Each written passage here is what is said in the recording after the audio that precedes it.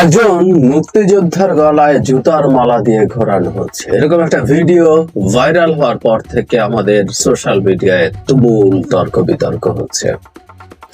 আমাদের এখনকার যে প্রবণতা সোশ্যাল মিডিয়ায় ভাইরাল হওয়া জিনিসটিও মেইন স্ট্রিম মিডিয়া প্রচুর কথা বলে এবং সেটা মেইন স্ট্রিম মিডিয়াতেও এসছে।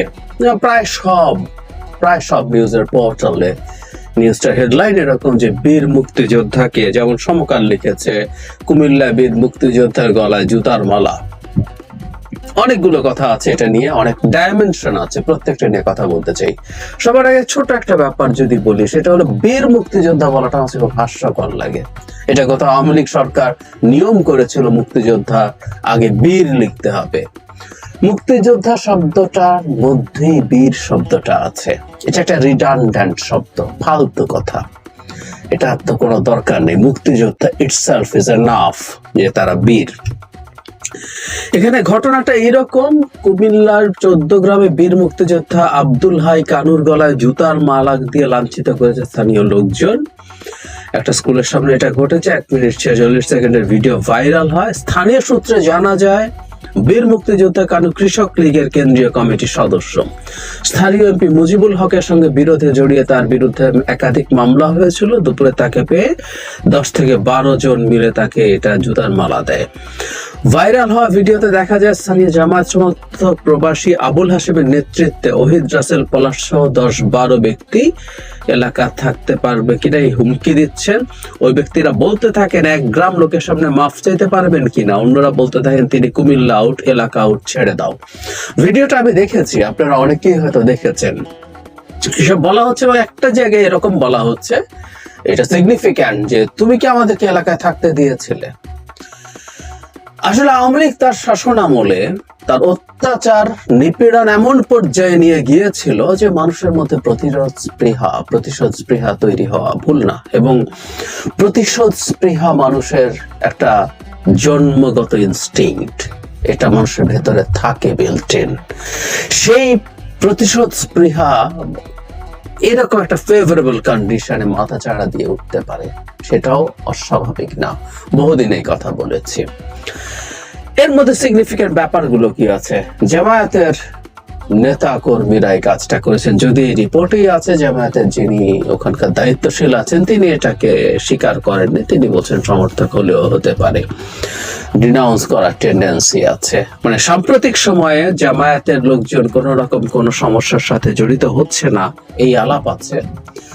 এটা একটা ডিফারেন্ট পার্সপেক্টিভ আমাদেরকে দেবে যে তারাও বিভিন্ন রকম ভাবে বিভিন্ন রকম অন্যায়ের সাথে জড়িত। মানে এখানে অন্যায়টা কোথায় হলো? বীর মুক্তিযোদ্ধাকে কি গলায় জুতার মালা দেয়া যাবে না? তাহলে কথাটা এরকম দাঁড়ায়, দ্য টোন ইটসেলফ।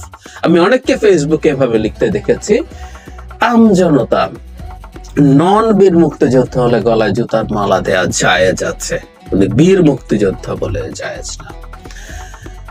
মানে বীর মুক্তিযোদ্ধাদের স্খলন। আমি খুব মন খারাপ নিয়ে ইলেকশনের আগে 2 জন মানুষকে খুব বাজে ভাষায় আক্রমণ করে ভিডিও করেছিলাম।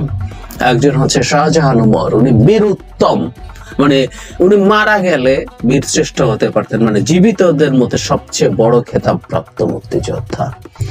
আরেকজন জেনারেল ইব্রাহিম, বীর প্রতীক, বীর মুক্তিযোদ্ধা। তাদের স্খলন, তাদের পচন, তারা কিভাবে শেখ হাসিনার পা চেটে এমপি হতে গিয়েছিলেন আমরা দেখি নাই? এই দেশকে ধ্বংস করতে গিয়েছে দেখি নাই? সুতরাং বীর মুক্তিযোদ্ধা হয়েছে তাই তাকে কিছু করা যাবে না, এটা খুব বাজে কথা। এটা হলো প্রথম ভুল, প্রথম প্রবলেম। আওয়ামী লীগের কৃষক লীগের কেন্দ্রীয় সদস্য এবং আওয়ামী লীগের 99% মানুষ আপাদমস্তক ক্রিমিনাল যারা দলে ছিল, এমনকি যারা নৈতিকভাবে সমর্থন করে তারাও ক্রিমিনালদেরকে সমর্থন করেন। এই লোক ক্রিমিনাল হওয়ার সম্ভাবনা অনেক বেশি, কোনো সন্দেহ নাই।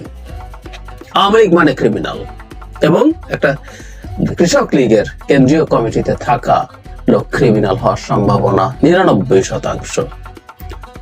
মুক্তিযোদ্ধারা ক্রিমিনাল হতেই পারেন, প্রচুর ধান্দাবাজ আছেন, এই দেশকে ধ্বংস করেছেন।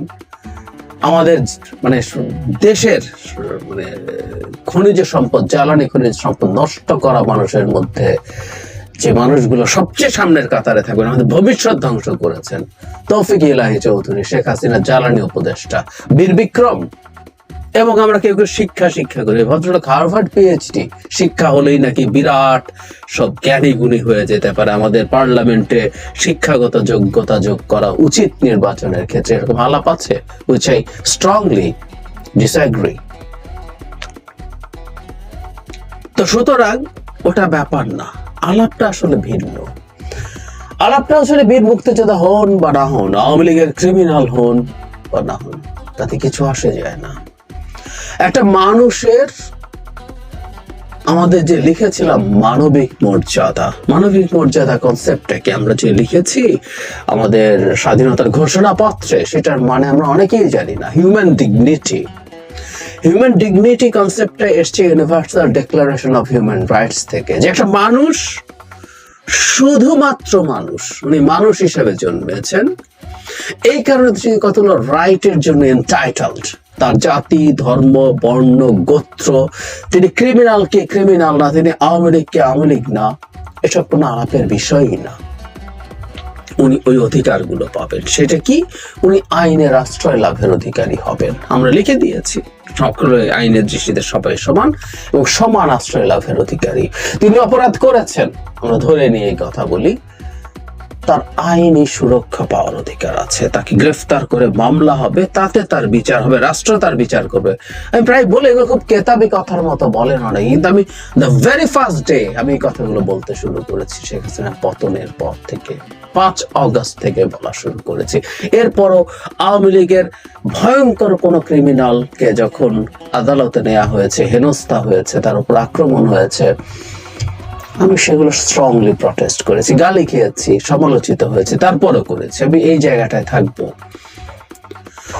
সুতরাং এই ভদ্রলোক কৃষক লীগের একটা ক্রিমিনাল হলেও তার গলায় জুতার মালা দিয়ে তাকে এইভাবে অপমান করা কোনোভাবেই আমরা গ্রহণ করি না।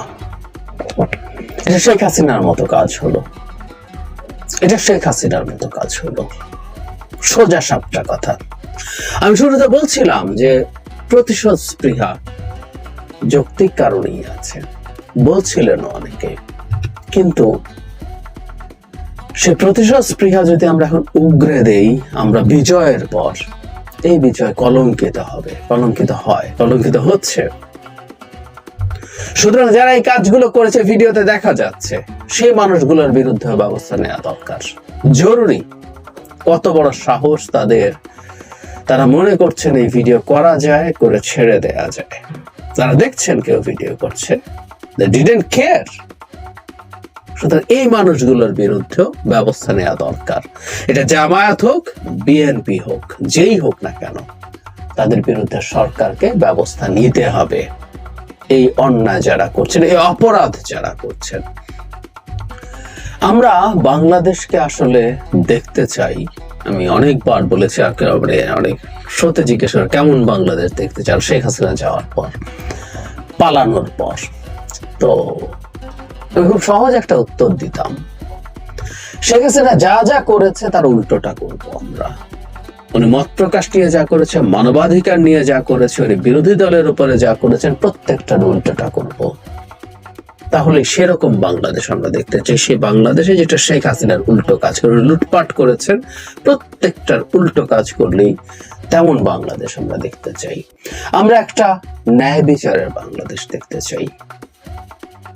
এখানে বিচার ব্যবস্থা কাজ করবে। হ্যাঁ, বিচার ব্যবস্থা ঠিক মতো কাজ করে না, এটা সেটা নানান অজুহাত দিতে পারেন, তারপরও কোনো কিছু এই মব তৈরি করে মানুষের উপরে হামলে পড়া, মানুষের উপরে অন্যায় করা, সেটাকে জায়েজ করে না, কোনোভাবেই করে না, ফুল স্টপ।